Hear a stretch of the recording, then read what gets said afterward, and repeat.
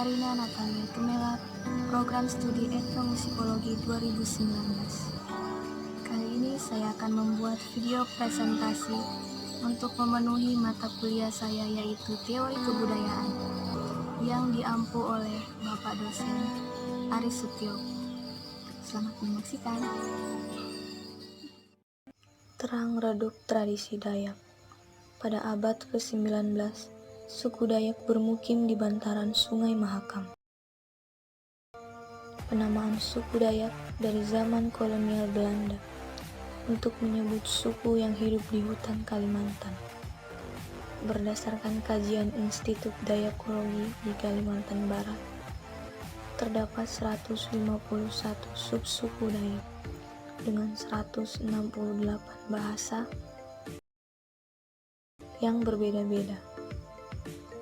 Terdapat 3 suku Dayak terbesar, yaitu Bahau, Kenya, dan Kayan. Seiring masuknya beberapa agama, di antaranya agama Islam, Kristen Protestan, Kristen Katolik, dan Keharingan.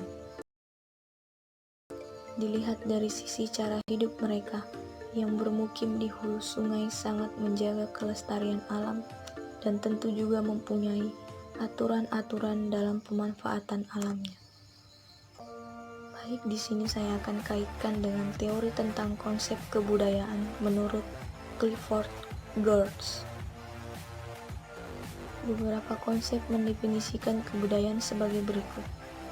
Ada 11 konsep, yang saya ambil hanya ada 6 poin. Yang pertama, keseluruhan cara hidup suatu masyarakat. Dilihat dalam menganalisis video dalam dokumenter bahwa masyarakat khususnya Dayak di Mahakam Hulu memiliki cara hidup mereka. Dengan kehidupan mereka yang dekat dengan Sungai Mahakam, tentu saja memiliki cara hidup dengan memanfaatkan alam yang ada untuk kebutuhan hidup. Seperti menangkap ikan di sungai, tidak sembarangan. Mereka memancing menggunakan kayu, kemudian umpannya adalah buah kopi.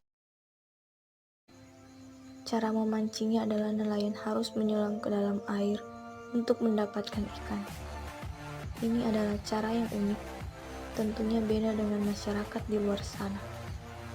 Ada larangan yang tidak diperbolehkan mengambil dengan cara diracun. Dalam pemanfaatan, tentunya mereka mempunyai aturan-aturan yang berlaku di masyarakat itu. Mulai dari cara hidup menangkap ikan di sungai. Mereka berkata, tidak baik mengambil hasil alam secara berlebihan. Untuk memenuhi kebutuhan dimanfaatkan seperlunya. Masyarakat Dayak di Mahakam Hulu ini sangat menjunjung tinggi kelestarian aliran air. Tidak sembarang orang bisa menjelajahi sungai dan memanfaatkan hasil alamnya. Semua ada di bawah pengawasan aturan adat desa. Harus atas izin ketua adat. Inilah cara hidup mereka. Kemudian poin yang kedua adalah suatu teori pada pihak antropolog tentang cara suatu kelompok masyarakat bertingkah laku. Saya pikir ini bagus untuk para antropolog dalam mempelajari suatu kebudayaan masyarakat yang berbeda-beda. Salah satunya budaya suku Dayak ini. Ini menarik sekali bagi para antropolog. Bagaimana cara hidup mereka, tingkah laku yang tentunya berbeda dengan masyarakat di luar sana. Untuk mendapatkan data yang akurat, para antropolog harus mendatangi wilayah mereka untuk mengetahui secara langsung cara hidup dan tingkah laku mereka. Dengan teori-teori yang ada, bisa dikaitkan dengan kehidupan mereka. Kemudian poin yang ketiga, suatu gudang untuk mengumpulkan hasil belajar. Segala sesuatu pastinya berawal dari belajar dan memahami. Tidak hanya untuk para antropolog, tetapi juga yang ingin mengenal lebih jauh lagi terhadap budaya ini. Tentunya bisa dipelajari semua orang.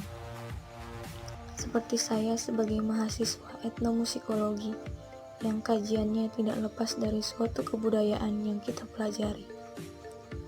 Ini harus dan diwajibkan bagi saya dan teman-teman, khususnya di bidang etnomusikologi. Menurut saya, seseorang harus mempelajari budaya-budaya yang ada, agar kita bisa tahu keadaan mereka.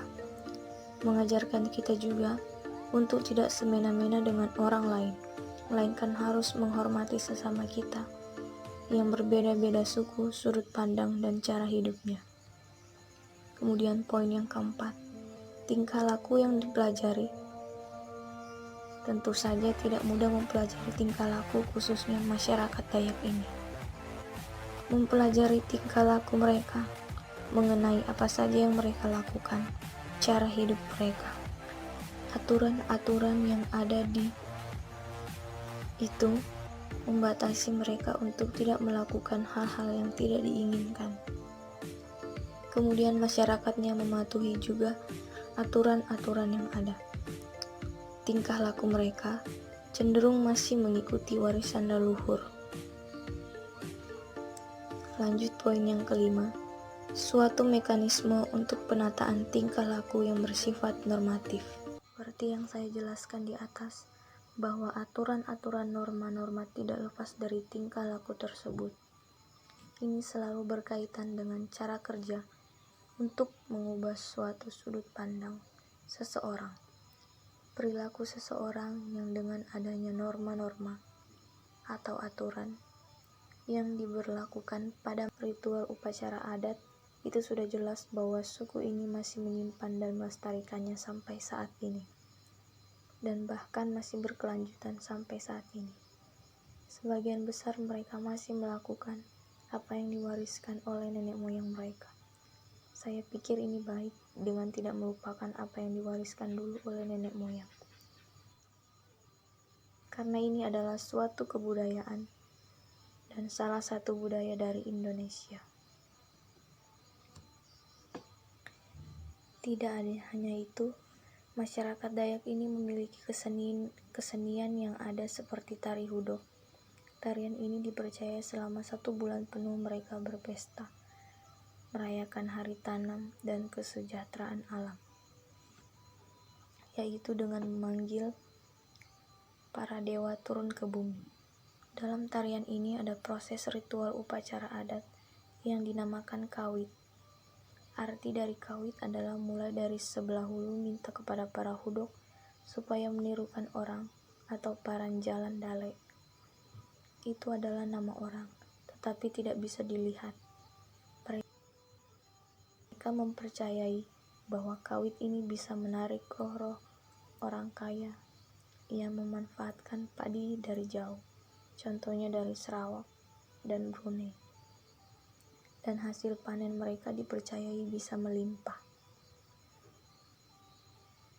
Tidak hanya itu, di tempat mereka juga terdapat lukisan-lukisan bercorak di Gua Tewet, Sangkulirang. Sejak masa lampau, nenek moyang sudah mengenal tato di telapak tangan. Berbagai macam tato di telapak tangan, di lengan, kaki, bahu, itu semua memiliki artinya. Tidak sembarang menempatkan tato dalam adat mereka, hanya di bagian tertentu. Kemudian ada juga tradisi telinga panjang. Rata-rata wanita yang bertelinga panjang yang sudah ibu-ibu sampai lanjut usia. Nenek moyang dulu mempercayai bahwa kalau tidak bertelinga panjang dianggap seperti monyet, tetapi jika telinga panjang dianggap cantik atau ganteng. Ini merupakan suatu ciri dan identitas dari masyarakat setempat. Dengan mengikuti perkembangan zaman, para wanita di masyarakat setempat sudah enggan untuk memanjangkan telinga mereka. Begitu juga para pemudanya. Akibat modernisasi telah mengubah mereka.